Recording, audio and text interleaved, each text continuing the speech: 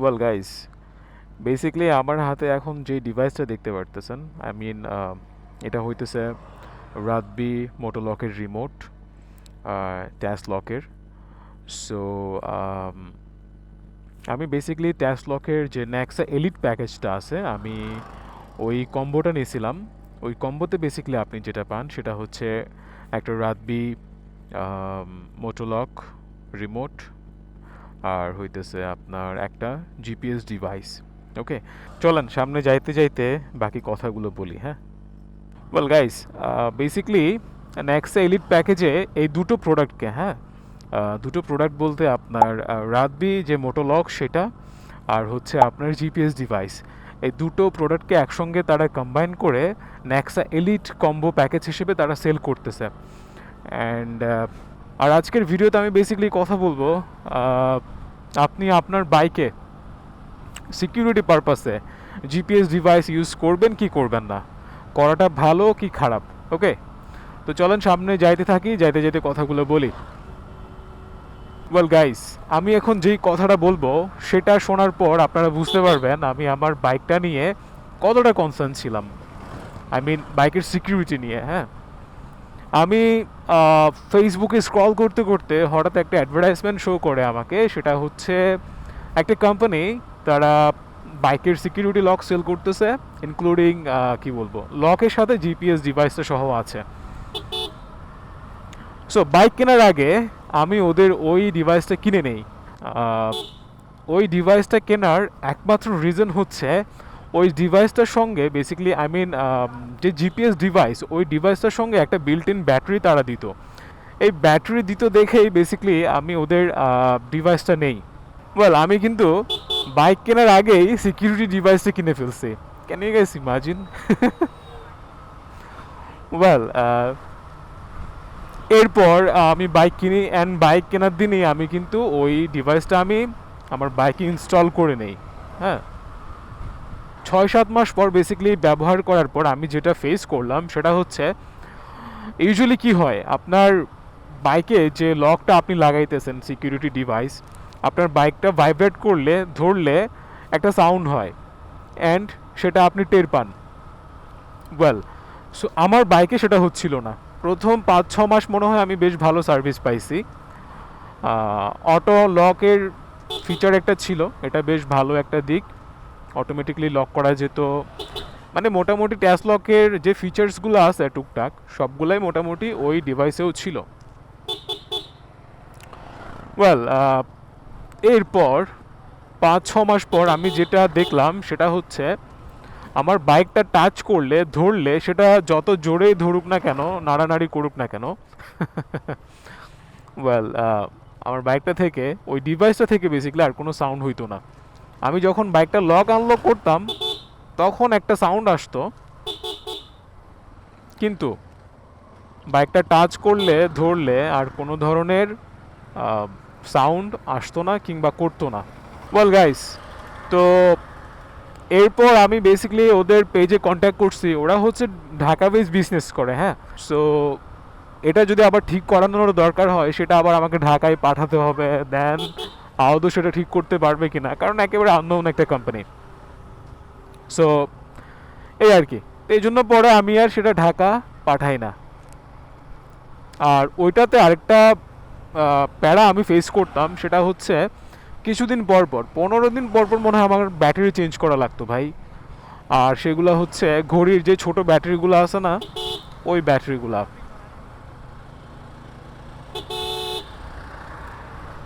So এই একটা প্যারা ছিল আমার,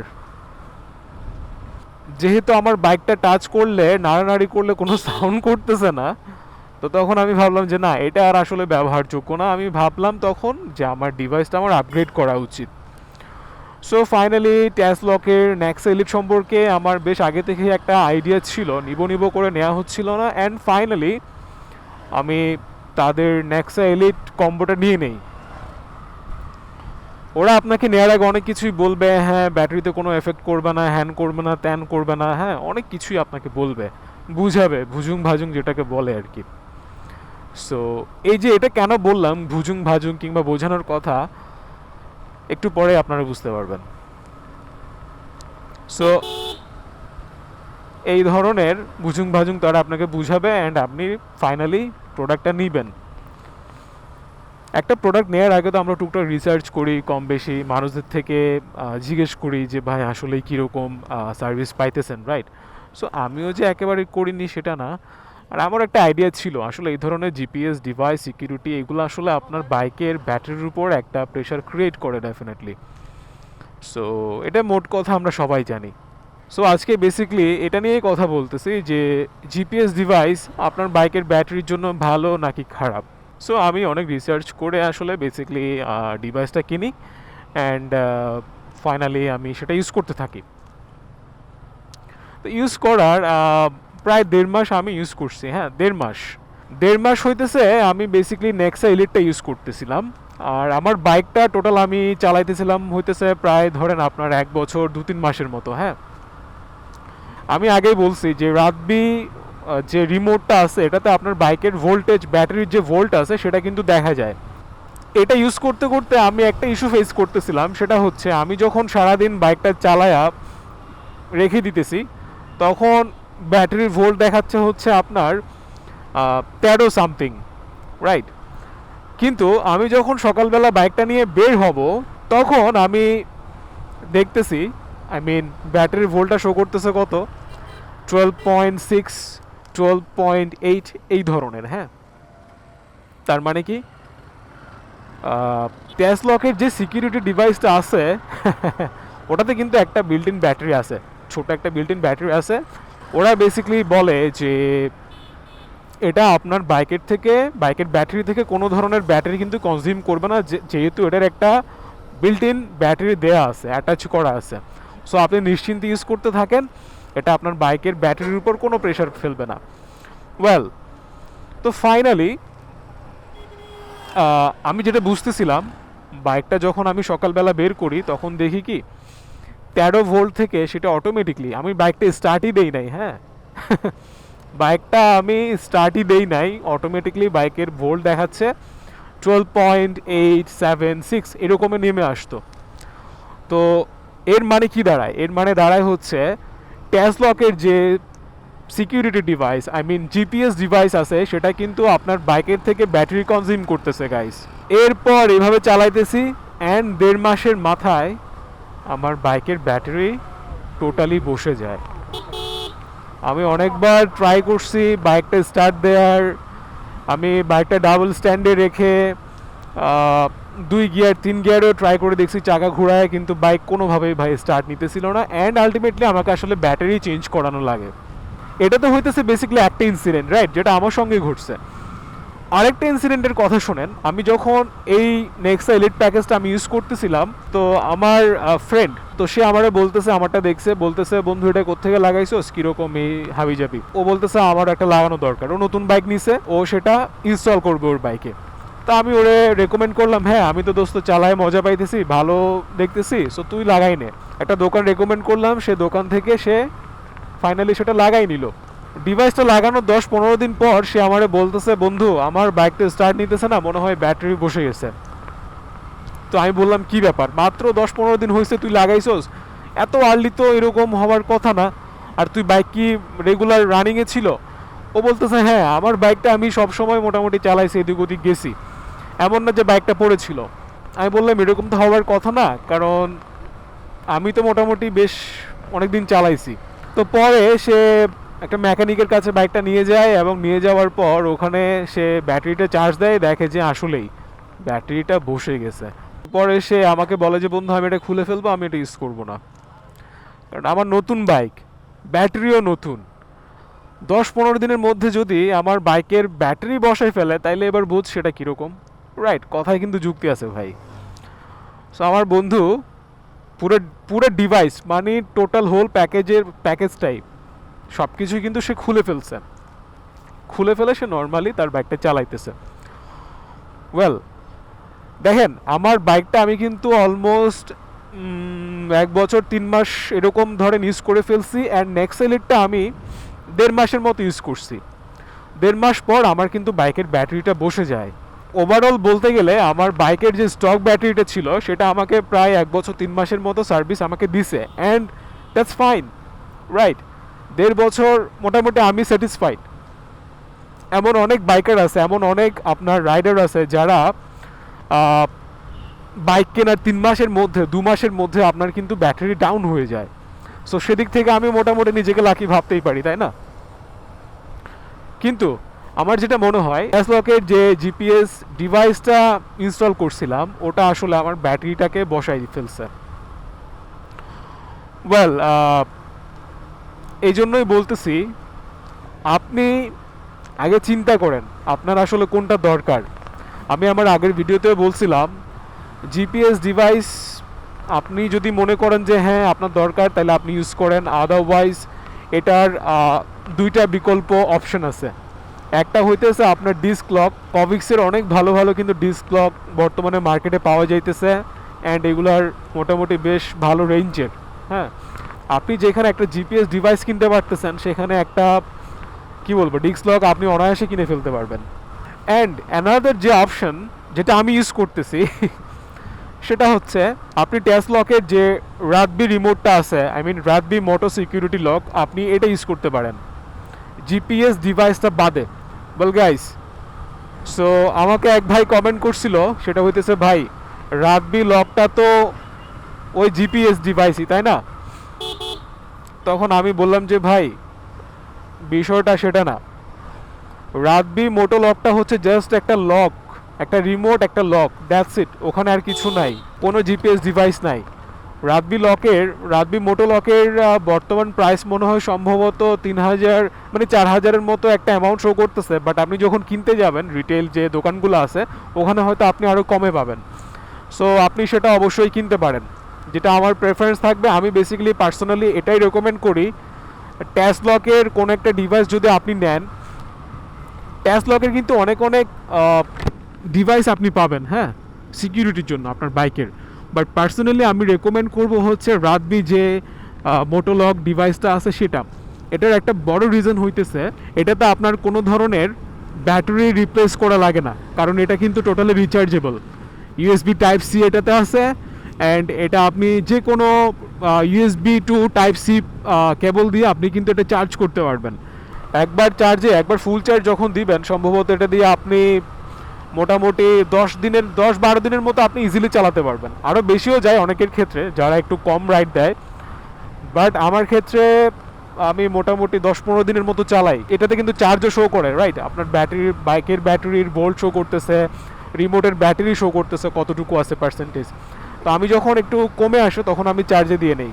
এই জন্যই বেসিক্যালি আমি আপনার রাতবিটা সাজেস্ট করতেছি পার্সোনালি, কারণ এটা তো একটা লক, এটা আপনার ব্যাটারির উপর কোনো প্রেশার ফেলে না। যখন থেকে আমি বেসিক্যালি জিপিএস ডিভাইসটা খুলে ফেলছি, তখন থেকেই আমার বাইকটা চালানোর পর যখন আমি বাসায় রাখি, তখন 13.23 এরকম শো করে ভোল্ট। যখন আমি বেসিক্যালি আমার বাইকটা রাইড দিতে বেরোই আর কি, তখন আমি যেটা দেখি সেটা হচ্ছে সেম 13-এর মধ্যেই কিন্তু ভোল্টটা শো করে। বেসিক্যালি আপনার বাজেটের মধ্যে আপনি যেই লকটাই পান, আপনি সেটা কিন্তু ইউজ করতে পারেন। এতে করে আপনার বাইকের ব্যাটারিটা সেফ থাকবে, অ্যান্ড আপনি আপনার বাইকের যে ব্যাটারি, সেই ব্যাটারি থেকে আপনি দীর্ঘদিন যাবৎ কিন্তু সার্ভিসটা পাবেন। এই আর কি, এই ছিল মোটামুটি আজকের ভিডিও। সো এখন আপনারা ডিসাইড করতে পারেন আপনারা কি করবেন, কোনটা করবেন। আমি আমার এক্সপিরিয়েন্স থেকে বললাম, বাকিটুকু আসলে টোটালি আপনাদের ইচ্ছা। 13,000-এর মতো চলতেছে বাইক, মাঝখানে মনে হয় 6,000 প্লাস এরকম সময়ে আমি এয়ার ফিল্টারটা চেঞ্জ করছি।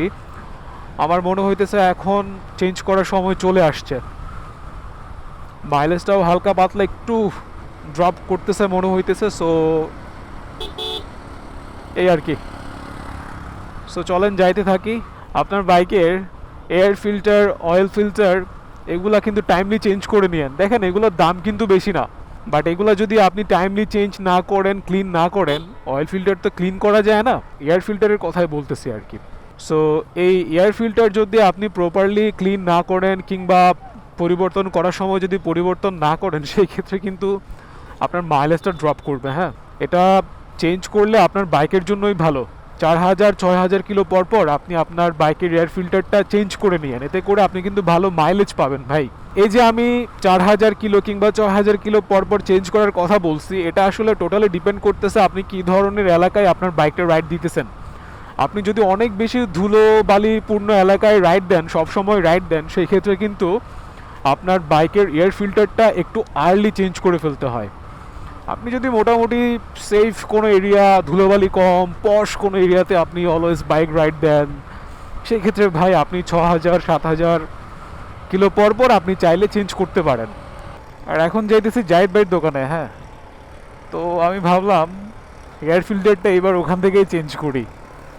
সো বেসিক্যালি জাহিদ ভাইয়ের দোকানে চলে আসছি, বাইক পয়েন্ট। সুজুকির অরিজিনাল পার্টস বলে সেল করতেছে এয়ার ফিল্টার 420 টাকার মতো রাখবে বলতেছে। জাহিদ ভাইয়ের দোকানে আসলে সব কিছুর দাম বাড়তি, কিন্তু ভালো জিনিস উনি দেয়। সো এই জন্য একটু দাম বেশি হলেও এখানে চলে আসে, তাই না ভাই? ঠিক বলছি? ওকে।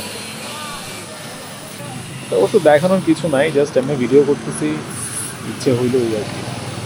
এটা হইতেছে আমার সেকেন্ড টাইম ইউজ করে এয়ার ফিল্টার। পরিষ্কার আছে, ঠিক আছে, একটু এয়ার ব্লো দিলে আরও পরিষ্কার হবে, বাট ঝামেলাটা হইতেছে আমি চাইতেছি না আসলে। Intake air filter, right? দেখছেন ডিফারেন্স? ওয়েল, সবই ঠিক আছে। সুজুকি অরিজিনাল পার্টস বলতেছে এটা। ওকে ওকে ভাই, লাগিয়ে দেন। নতুনটা এখন ইনস্টল করা হয়ে যেতেছে। আপনিও করতে দেন। হ্যাঁ, এয়ার ফিল্টার চেঞ্জ করে নিয়ে আসছি, টাকা বাঁচা হবে। আমি বলছি এই মাসে আর খরচ নাই, তাকে এটা করি, টুকিটাকি এগুলো করি। এখন যাতে বলতে টি এটা চেঞ্জ করতে, ও শিট টি এটা 2000 টাকার মতো নিবে। ভাই, জাহিদ ভাই থেকে উল্টো চলাম না বন্ধ করে দিই কি অবস্থা জাহিদ ভাই? সামনে বেশি দূর চলাম না। সো এইটা হইতেছে আমাদের জাহিদ ভাই, বাইক পয়েন্টের মালিক। আর জাহিদ ভাইয়ের দোকানে আসার একমাত্র কারণ হইতেছে জাহিদ ভাই পার্টসের দাম একটু বেশি রাখে, কিন্তু ভালো জিনিসটাই দেয়, তাই না জাহিদ ভাই? চেষ্টা করি রাইট। জিনিস ভালো হলো, 2 টাকা ভালো বেশি হলেও মানটা ভালো রাখতে হবে, অবশ্যই, রাইট প্রোডাক্টের মানটা একটু ভালো রাখতে হবে। রাইট রাইট, একদম ঠিক, আমিও সেটা এগ্রি করি। সো এটা হইতেছে ছোট ভাই শুভ, ওর বাইক নিয়ে আসছে, টুকটাক জানা। সাগোয়া স্কুল গায়েব করে ফেলা, একটা একটা স্কুল গায়েব। ভাই আমার এয়ার ফিল্টার একটু আগে উল্টা বসাই দিছিল। কিরো তুই তোর নাম সাগর ভাই। করে তোর নাম বাকি দাঁড় করো, উল্টো বিচ্ছে